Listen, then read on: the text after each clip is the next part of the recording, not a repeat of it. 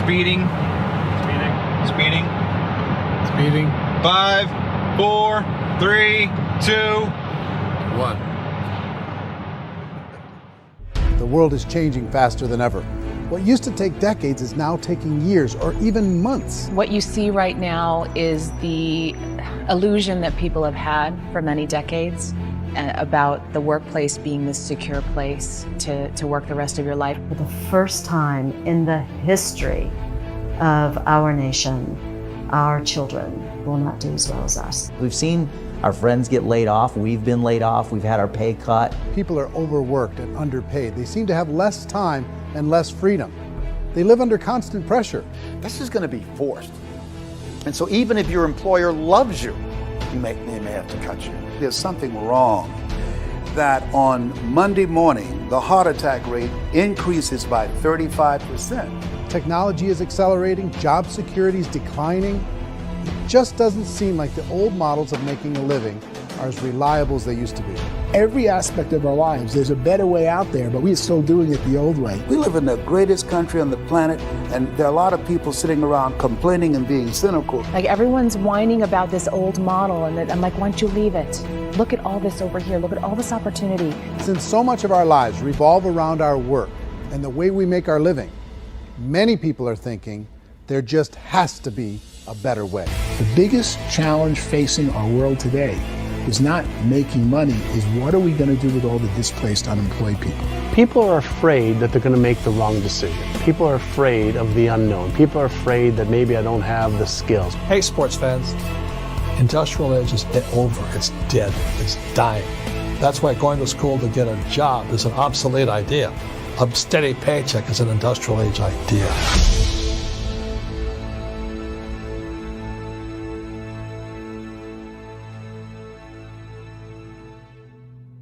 It's the search for answers that has brought us here together today. My name is Ерик Уори, and for almost 30 years I've been an entrepreneur, struggling at times, but ultimately succeeding. As a best-selling author, speaker, and business owner, I've spent my entire career helping millions of people around the world to become entrepreneurs. And I believe strongly that there is, in fact, a better way when it comes to how we make a living.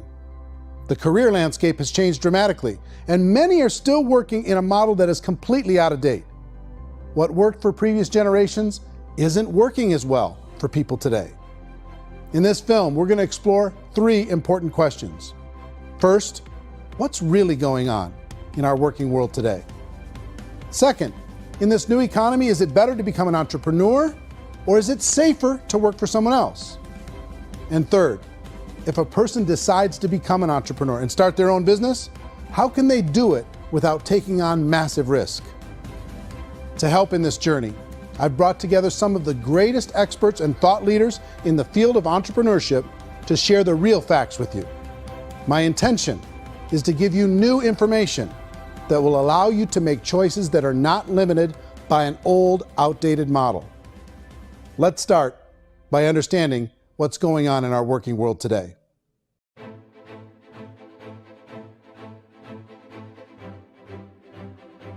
Let's look at unemployment. 30-40% of the people are honestly not working, but would be working. What our government does is if you haven't found a job in 6 months, we don't call you unemployed. We pretend you dropped out of the labor force. I've often said that unemployment, particularly structural unemployment, that's unemployment due to technological changes, is the first sign of economic growth.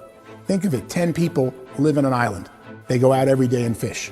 One day, new technology shows up. A missionary brings them a net. Now, using the net, one pilots the boat, one throws the net. 2 fishermen can do all the work 10 used to. That's a 500% increase in productivity, 2 doing the work of 10, in one day. You don't have to learn a lot to learn how to throw a net instead of throw a fishing line. The island's got a big problem, 80% unemployment. But the island still has all the wealth of the fish because the 2 people produce as much fish as 10 did. Now, of course, looking back in history, these changes used to take thousands of years. And during that time, we went into farming and transportation. Some of us became doctors and some teachers and lawyers, and we developed all these new professions and new manufacturing jobs. Today, these changes are occurring literally in one day when a new technological advance occurs, and we don't have the social structures to deal with it or to retrain the unemployed people. So one of the things that I think is interesting as I travel across the country and really travel around the world is the way that we work and the way we get paid for work is changing pretty dramatically. On a global basis, everything is being turned upside down because of the rapidly advancing technologies. They are eliminating many jobs, and we have been left with many people not prepared for the jobs that exist. A lot of demand in public companies was to squeeze out all the fat and to get just as much margin as we possibly could, and fat equals humans. So this idea of job security in information age is so obsolete, but it's still taught inside our school system. And that's where the problem starts. There's no financial education in school system, and people are still trained to be employees to work for that paycheck. This is a chart on the middle class. What's happening in the middle class, those that went to school, their incomes have been coming down for years. And parents still say to their kids, go to school, get a job. Now what happens to all those middle class people who are dropping off the ends of the chart? Well, they become what's called working poor. And this is what happens to working poor. But they say poverty is ending. Well, poverty may be ending, but working poverty is going up. And this is food stamp usage. So food stamp usage in America is going through the roof right now because people cannot earn what they call a living wage. Most people have experienced financial pressures that I think are probably greater than they have been in the past. If you're not working for yourself, then it's going to be a pretty hard road for a lot of people. Today, if you're going to control your future, the 40-40 plan is gone where you can graduate from college and get a job and work for 40 hours a week for 40 years. That day is gone. So some of these charts actually tell you what's going on. And this is a really interesting one, you know. People are going back to school because if I go back to school, I'll get a nice job. But this is what's happening to, it's called Sallie Mae, which is the student loan guys. Student loan is going through the roof. It's now over $1 trillion, and student loan debt is worse than credit card debt.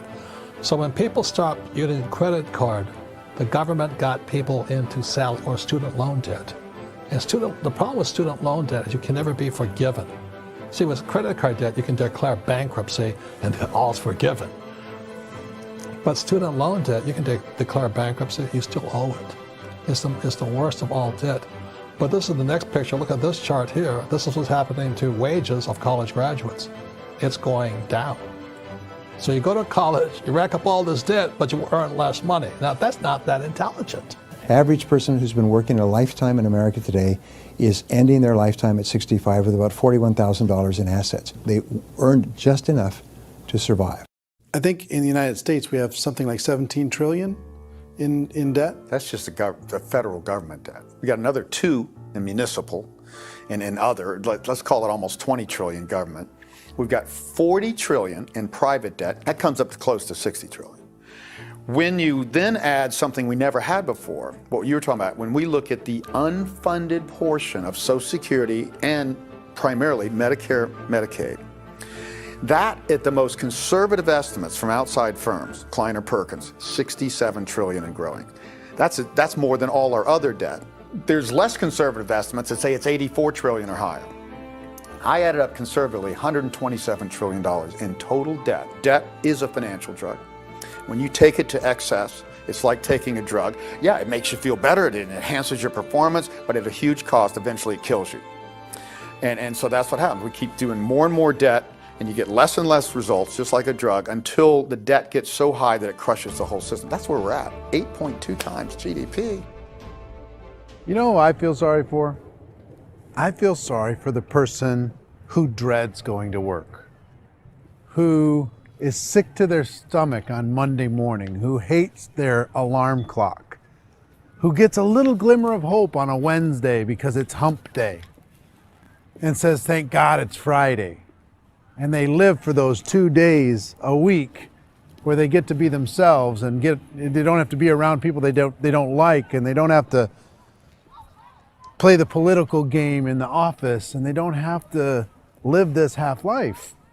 The person that works 50 weeks a year just to be able to have the 2 weeks for vacation. And you know what happens to most of them? Nowadays, they don't have a vacation. They have a staycation. They have time off of work, but they don't get to go where they want to go because they're overextended. They've got all this debt. They got all this situation. They hate their alarm clock. They can't sleep until they're done. They have to spend most of their life in traffic. I feel sorry for that group of people because there's a better way. They just don't know it. I see this really interesting attempt at rugged individuality in a 6x8 rectangle. And I feel like you're all the same, except for the little push pins of the pictures. There's different pictures. Yours is named Jenny and his is named Sujara, but it's the same people. And this is how they are, and they're just like the zombies, and there's no joy in there, there's no fun. There's always like the wacky woman who decorates her cubicle, and that's the most she can do there. You got to give her credits, right? The wacky cubicle woman. The basis for their life is worry. I'm worried, you know, maybe I'll get fired. I'm worried maybe my company will go out of business. I'm worried I can't keep spinning the plates on paying the bills. I'm worried about how do I send my kids to college. I'm worried, what if the transmission of my car breaks? That's, you know, 2 or 3, I can't fix it. People live in a sea of worry, and it eats at them. Those signs that people held up during the Depression didn't say looking for gainful employment in a cubicle. It said looking for work. Work is what we're looking for. Job is just a unit of measurement. Work is what we're going after. It's time to look in the mirror and say, it's not the economy, it's my economy. It's my little world of where I am. I need to improve. I'm not going to wait for the economy to come back because frankly, the economy is doing great in this country. So I'm here on Wall Street, the financial center of the universe, the financial capital of the world. This is where most people's money goes to at least be held for a time, right?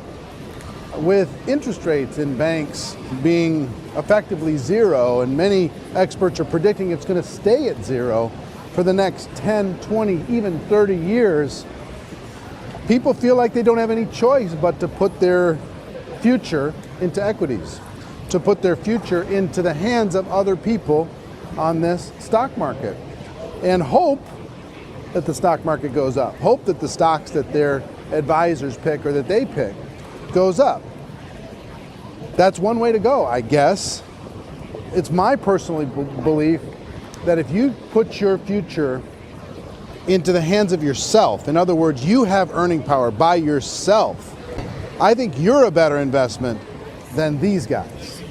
I think you controlling your future is a better option than handing over your retirement to these guys. The average household income in the United States is approximately $50,000 a year, what they call the middle class. To reach the top 25% of income earners, you'd need to earn at least $90,000 a year. To reach the top 10% would be a household income of $140,000, the top 5%, $190,000, and to be in the top 1%, you'd need a combined household income of at least $380,000 a year. So here's the question. What do you think would give you the best chance to move up and get to the top 10%, the top 5%, the top 1% or beyond? In my opinion, and in the opinion of many, many experts, the answer is to become an entrepreneur, to become your own boss. I think you have to be a business owner. I can't, the only time I ever say to someone it'd be great to be an employee is when they've already told me they've surrendered. I only tell people who are wounded spiritually that they should be an employee. And it's that feeling that you get when you pick up the backpack off the little Cub Scout and say, "Don't worry, little guy, we'll get you back to the camp."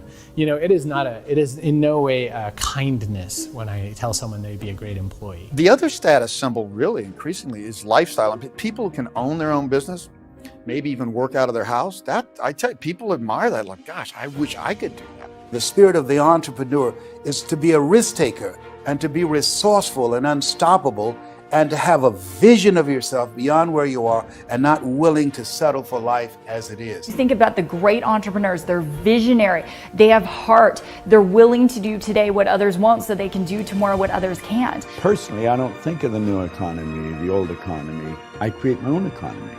The entrepreneur's in control.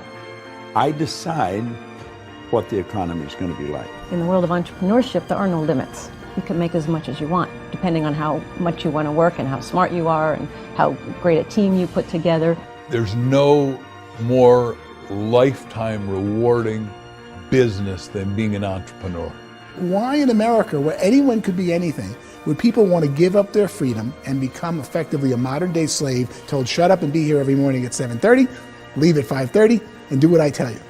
If people decide to become an entrepreneur and work for themselves, they have some traditional options, but they're riskier than you might think. Any kind of a retail business, retail build-outs, is extremely expensive. Even just these small little yogurt stores where they're putting little yogurt machines and you get all the different flavors, you're spending $200,000, $300,000, $400,000 to open a yogurt shop. I would love to buy a Dunkin' Donuts, but it's $500,000 or so to start. I don't quite have that just in case money. Risking lose it all, and most guys do 2 or 3 times, and even big guys like Branson, because I'm such a fan of his, half his companies don't work. If you make $1 million, your problems are going to go. If you make $1 billion, your problems are really going to go. Just the opposite. You and I know when you're making $1 million, you got $1 million responsibilities. You make $1 billion, you got 1,000 times $1 million responsibilities. And most people say, I'd love to be my own boss. 70% of Americans would love to be their own boss, according to recent polls. But they don't know how to get there. Because what are you going to do? One, you could buy an existing business. If somebody's selling an existing business, you have to ask why. Usually because it's probably hard. It's probably not making as much money as they hope. 2, they could buy a franchise, a little less risk, proven system, but it's expensive to be able to do that. 3, they could start something from scratch.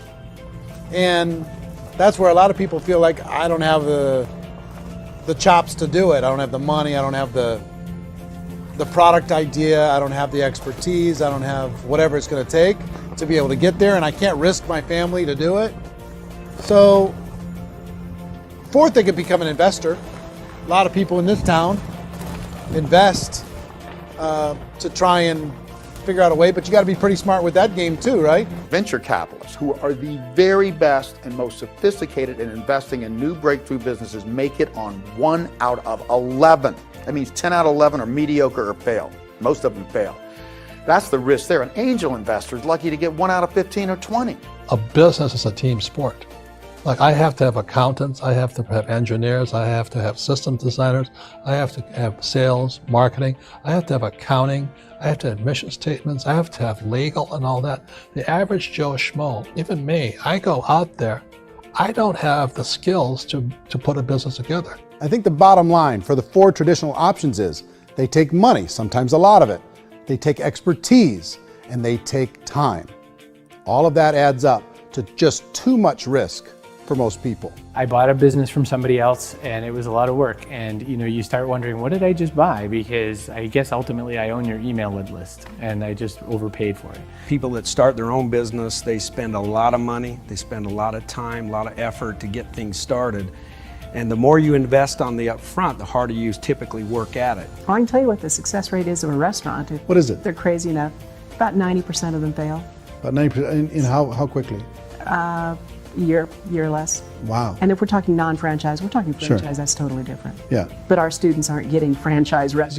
You got to invest big money. Exactly. And with someone like McDonald's, you've had to work with the company for a long period of time, really know the To even have a business. chance at investing $1 million. Have a chance, and it's a slim chance. What if there was a way that you had all the proven aspects, the comfort aspects, and you could still control your own life? What if there was both? In other words, you didn't have to create everything from scratch. You didn't have to be a super leader. All you had to do, what if there was a proven product already? You didn't have to create the product. And there's a proven system already, proven training already. Everything except an employer. That was the only thing that you didn't have. Do you think more people would be open to working for themselves in that environment?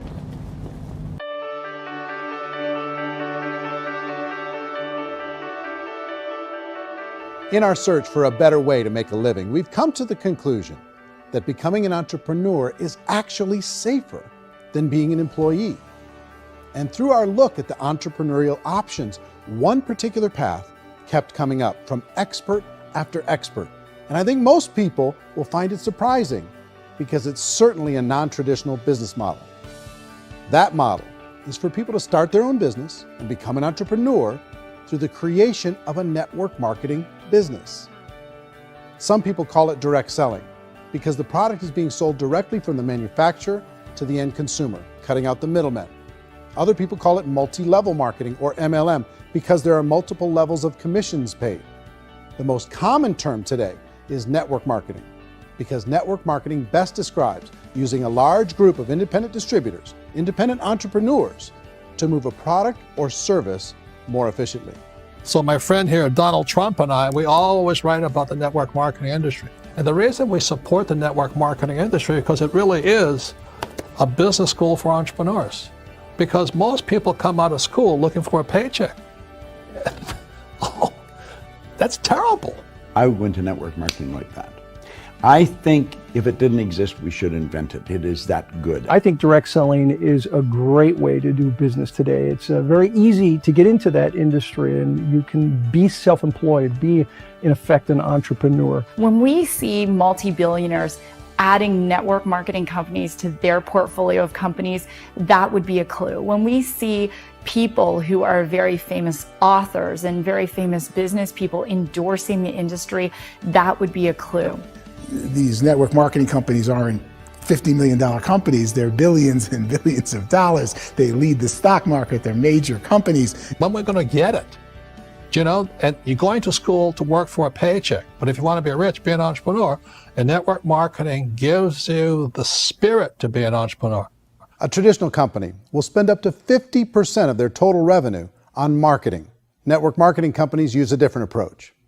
Instead of having all that extensive marketing expense, they utilize a network of independent distributors to do the marketing for them. Now, why do they do this? First, because word-of-mouth advertising is so much more effective today than traditional media advertising. Second, some products need to be explained or demonstrated, and an independent salesperson can do that more effectively than an ad campaign. Third, it's completely efficient. The company only pays for the marketing of their product if a sale happens and not before. Imagine if Amazon allowed you to become an independent distributor and paid out 40% of its revenue to that distributor group. All you had to do as a distributor was recommend a product, and if a person bought it on Amazon, Amazon would take care of all the logistics, and you'd get paid for bringing the customer. Now imagine you got paid for every purchase that customer made for the rest of their lives. Well, Amazon doesn't offer this option, but network marketing companies do. 85% of all buying decisions in our society are made as a result of word of mouth or reputation. We're recommending things to each other all the time. You know, who's your dentist? Who's your doctor? Who's your lawyer? What detergent, are you using? What legal system are you using? What product are you using? We're talking to each other about the things that we love anyway. When you go into a big box retailer, you're lucky if the clerk looks you in the eye, much less gives you any detailed or accurate information about what you're purchasing.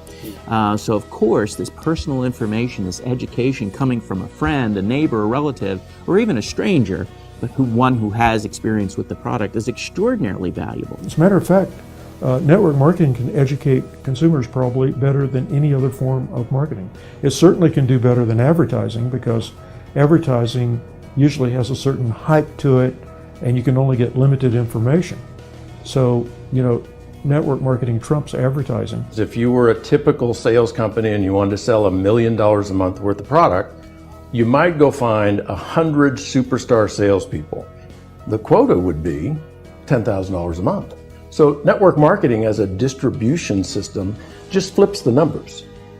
So we use 10,000 happy, raving fans of a particular product, and we don't concern ourselves so much with how much product each one of them individually sells.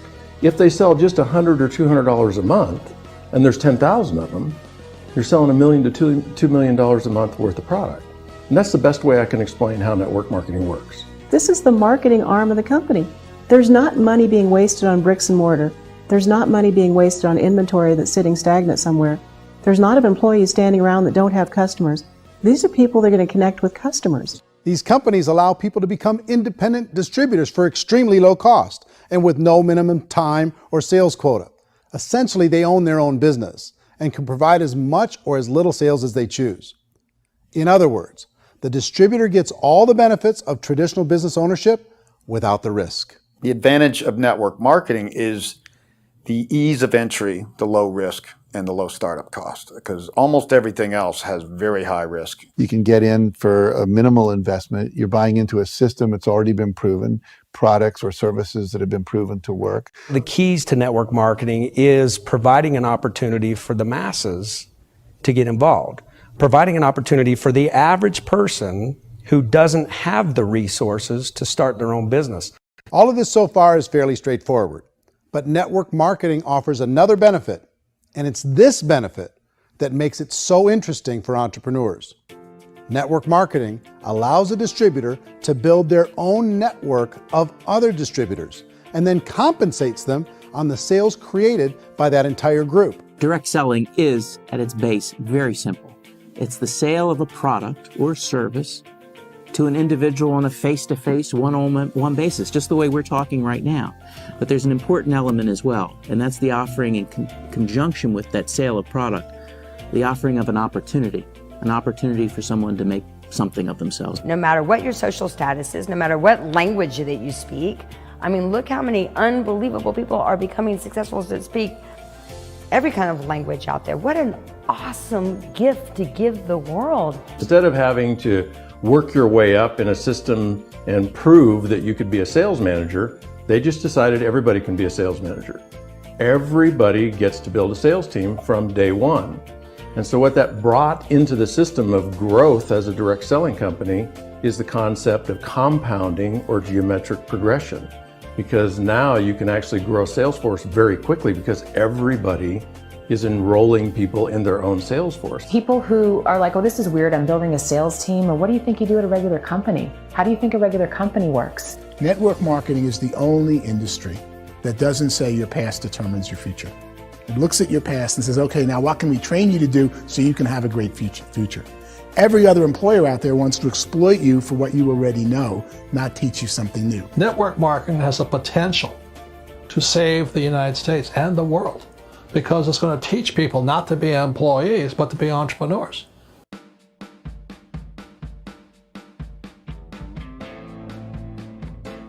According to the Direct Selling Association, if you add up all the network marketing companies around the world, they combine to do over $178 billion a year in retail sales. To give you an idea of how big that really is, the NFL, the National Football League, does approximately $9 billion a year. The music industry does a little more than $16 billion a year, and the movie industry does about $80 billion a year. Using a conservative average, network marketing companies pay their distributors about 40% of that $178 billion in the form of commissions, which adds up to more than $71 billion a year. That's almost $6 billion a month. It's almost $200 million in commissions every single day. So it's certainly working, and people are making serious money in network marketing. With the growth of the direct selling industry over the last 10, 15, 20 years, we've seen a broader understanding of the channel. We have seen more and more people getting involved in the business, so our penetration in the marketplace has increased, and thus the understanding in the marketplace of who we are has increased. And we've seen non-direct selling companies look at the direct selling model and say, something's going on there. People are making money, companies are being profitable, individuals are being motivated, product is being delivered to market. Maybe we should explore this. Some people think only the people at the top make money. Well, let's take a look at that as well. In the network marketing profession, there are roughly 500 people in the world who earn over $1 million a year. If you round that number up to $2 million a year, that adds up to about $1 billion a year. That takes the $71 billion paid out each year down to $70 billion. So where does the rest of the money go? The vast majority goes to part-time people making anywhere from a few $100s a month to many thousands of dollars a month. It goes to people who choose to make it a full-time career move and earning even more than that. Every day, people are using the money they earn through network marketing to pay off debt, have more fun, and improve the quality of their lives. Everyone I know in network marketing has been doing that since the 50s. They go to work when they want to go to work. They stop working when they want to take time with their children to have a leisurely breakfast and discuss issues and driving to school. They go back to work when they get home, wherever they're working out of. The biggest thing that I've seen is people that have become much happier in their life. MLM has probably made more millionaires of more people in more countries, and I've spoken to them in 67 countries, than any other single form of business, starting from nothing. If they have a choice between working a job for the next 10 years or working a network marketing business for the next 10 years, the result of working the network marketing business will be better. A lot of people within the industry go on and make this a career and do extremely well at it. Network marketing has been nothing but good for everyone I know that's been involved with it because they did it seriously and they played full out and they've been very successful. It's been a constant barrage of success stories and people showing off stuff that they got as a result of it. How many people are involved? Approximately 16 million Americans and 96 million people around the world are currently participating in network marketing. And in a recent poll, 82% of those people report a good, very good, or excellent experience with network marketing. So people are happy.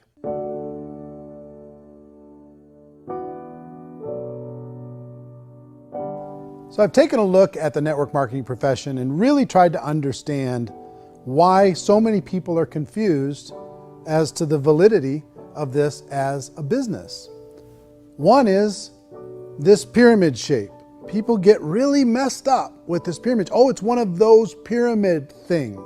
So I just think there are a lot of haters out there who really don't understand the industry and say, oh, it's a get-rich-quick scheme. It's a pyramid. Well, corporate America is a pyramid scheme. You know what I mean? It goes like this. You have thousands of MBAs, let's say working for Ford or General Motors or Coca-Cola. If all these MBAs, they're all trying to get to here, that's a pyramid.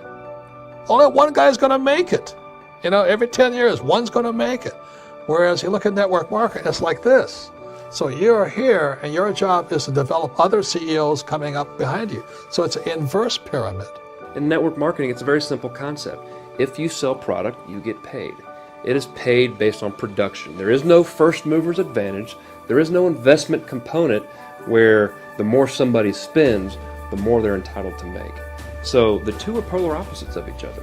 It doesn't matter what shape the company is or the compensation plan is shaped, whether it's a circle or a pyramid or a triangle or a trapezoid, it doesn't matter. If compensation is coming primarily from recruitment, then you've got a problem. On the other hand, if an operation is basing their compensation to participants on the basis of sales, even when those sales are generated by people you've recruited, well, then you're a perfectly legitimate enterprise. That's the legal test, it's the practical test. Another issue that's been true in the past that is no longer true now is people used to be in network marketing loaded up with products that they couldn't sell and they ended up a loser. They ended up with a bunch of product in their garage, they ended up with a bunch of products sitting in their kitchen shelves or whatever, and they thought they could sell it and then they weren't willing to or able to sell it and they ended up with a bunch of stuff and they were bitter about it. There was this thing called front loading where you had to buy if you bought $25,000 worth of product, you got better commissions and all this. Today, it's almost all done by computer. It's direct mail, comes from a warehouse somewhere else. You don't have to have all this inventory. You don't have to stock up. It's a paperless world now. Most of it's done online. You have a back office. It really works. And I mean, the technology has changed everything. Third issue is people start talking about 99% of people in network marketing don't make any money. Well, we've talked about that over the course of this journey together. Almost $200 million a day is being paid out to network marketing distributors around the world. The naysayers, the people who say that it doesn't work, are usually the ones who just don't know how to make it work for themselves.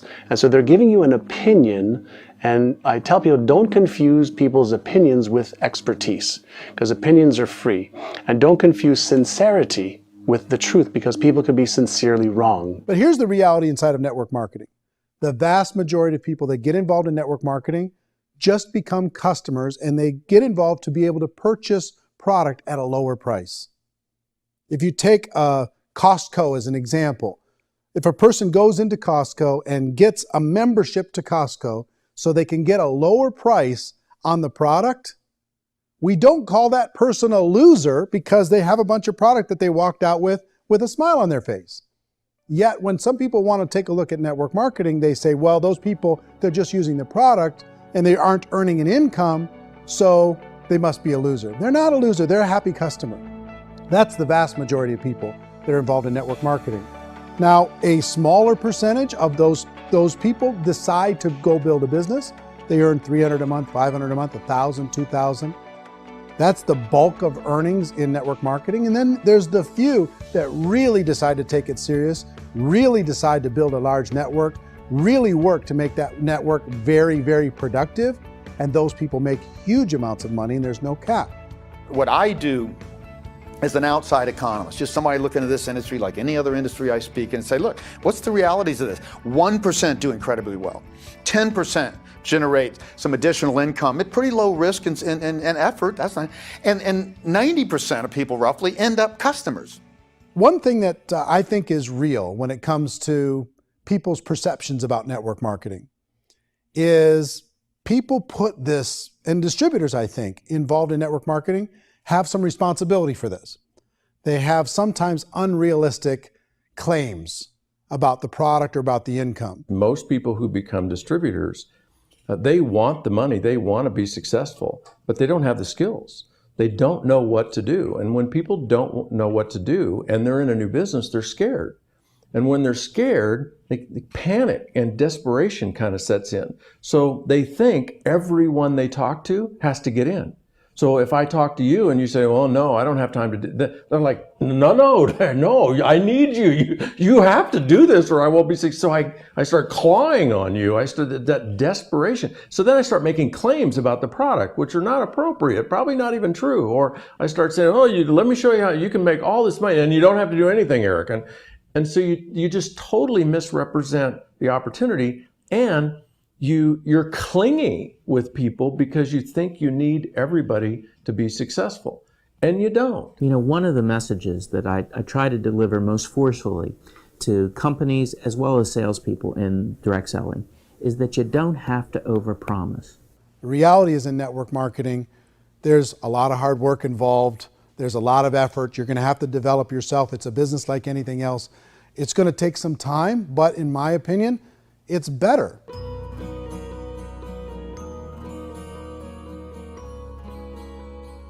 It's light years better for people starting today than it was even 5 years ago. I think it's more widely accepted now, and people understand it is a business. It is being an entrepreneur. It is being a business owner. Our belief system is based upon our evaluation of something.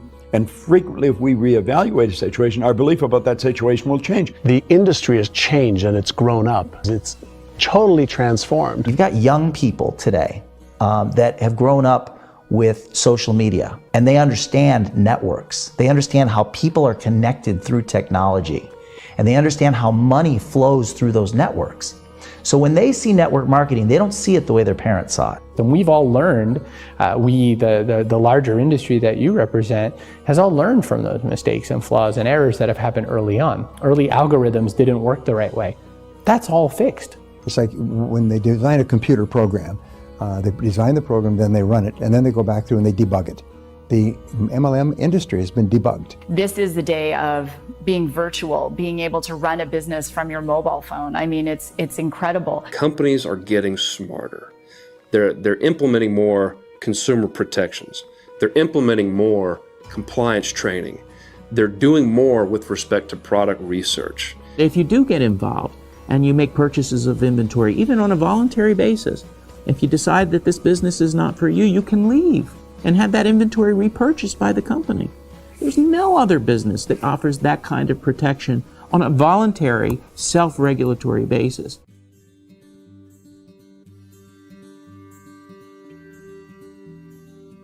If you decide to look further into a network marketing business in order to generate more cash flow for your family, I would recommend reviewing the following 4 elements. First is the product or service. And on the product or service, I would ask 5 important questions. 1, do you like it? Is it something you would feel comfortable sharing with others? 2, is there a recognized need in the marketplace?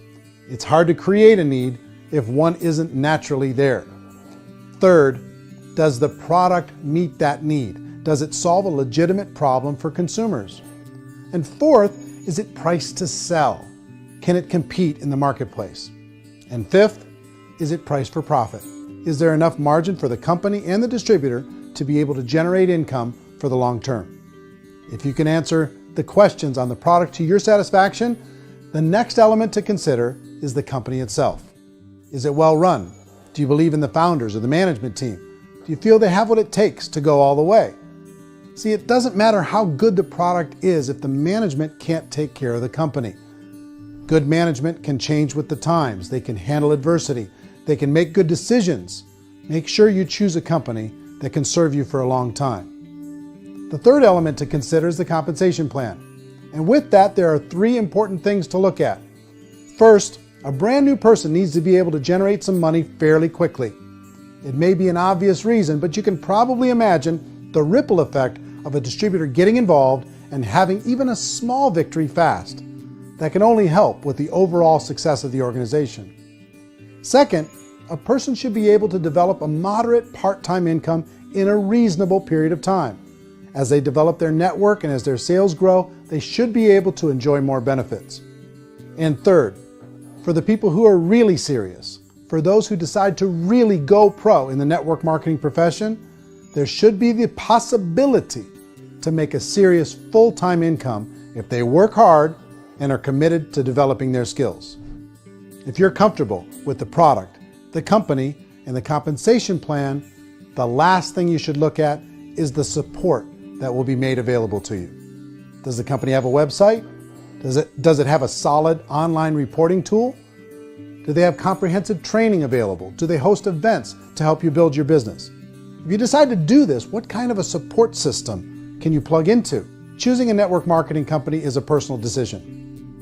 But evaluating the 4 elements of product, company, compensation plan, and support is a great place to start. Is the company promising that you're going to get rich quick or that you can make a lot of money without a lot of effort?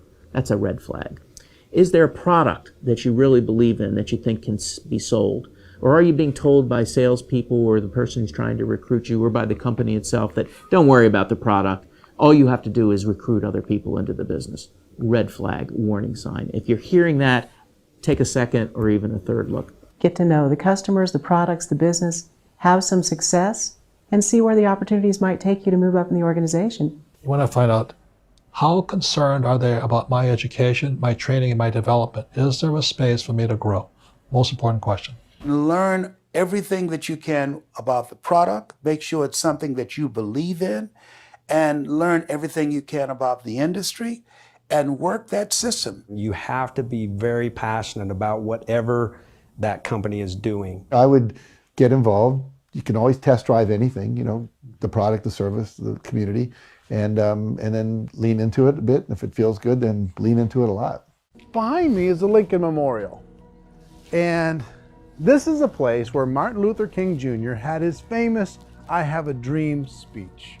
And at that speech, he talked about his dream for equality for everyone around the world, and that's a noble dream. But I think more people need to remember what it was like when they were kids and the dream was still alive in them.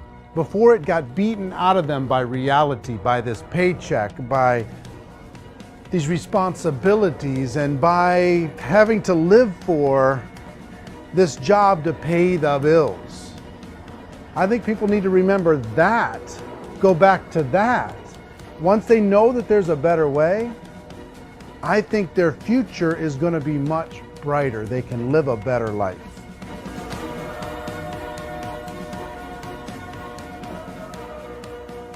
So if you're considering getting involved in a network marketing company, let me offer you just a few pieces of advice. First, network marketing isn't perfect. It's emotional, it's challenging. Like any entrepreneurial venture, it can have its up days and its down days. But if you have an entrepreneurial bone in your body, it's just better. Second, if you're gonna do it, decide to be professional. Decide to go pro. It's better to do that than just be this amateur sticking your toe in the water. Third, as any professional, you're gonna have to learn some new skills. And I promise you, inside of the network marketing profession, they're not too difficult to learn. Fourth, like anything worthwhile, it's gonna take some time. Don't expect that you're going to get to the finish line right out of the gate. And fifth, it's worth it. It's worth it to be able to take charge of your life again. It's worth it to be able to control your own financial situation. It's worth it for the people you're going to be able to spend time with. It's worth it for the things you're going to be able to see and the experiences you're going to be able to experience.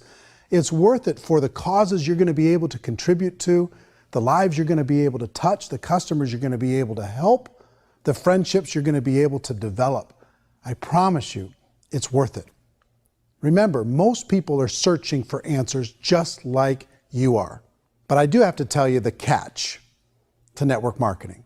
If there is a catch, if you want to understand this from an emotional point of view, people say, well, it sounds too good to be true. It's not, it's hard work. But here's the catch. Most people still don't understand it.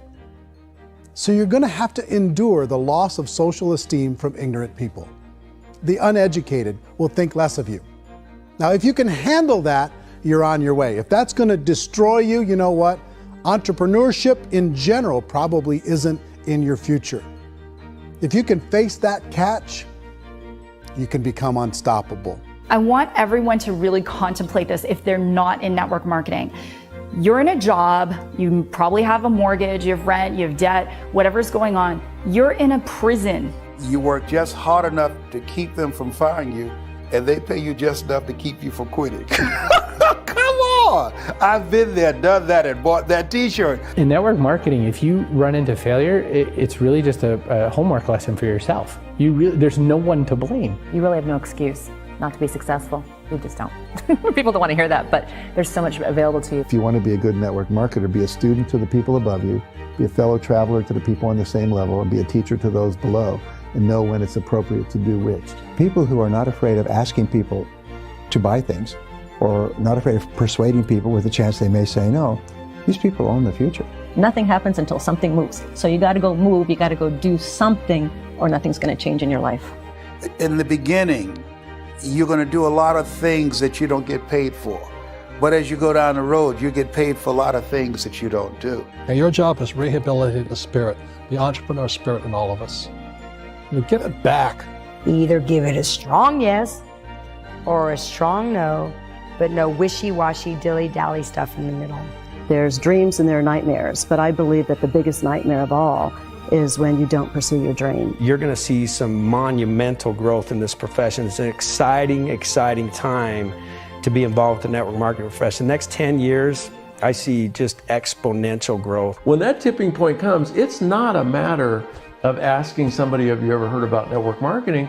You're really asking them, which company are you building your wealth in? We are here to fix the world, to improve relationships with other people, to improve other lives. And the real reward comes as an entrepreneur at any level from teaching somebody something and watching them soar. There is no greater reward.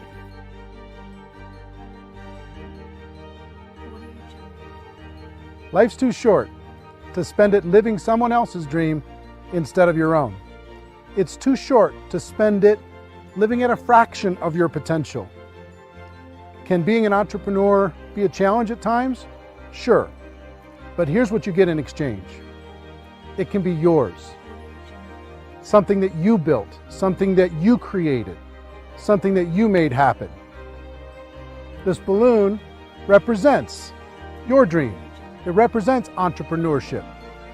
My wish for all of you is that you would reach out and grab it. The choice is up to you.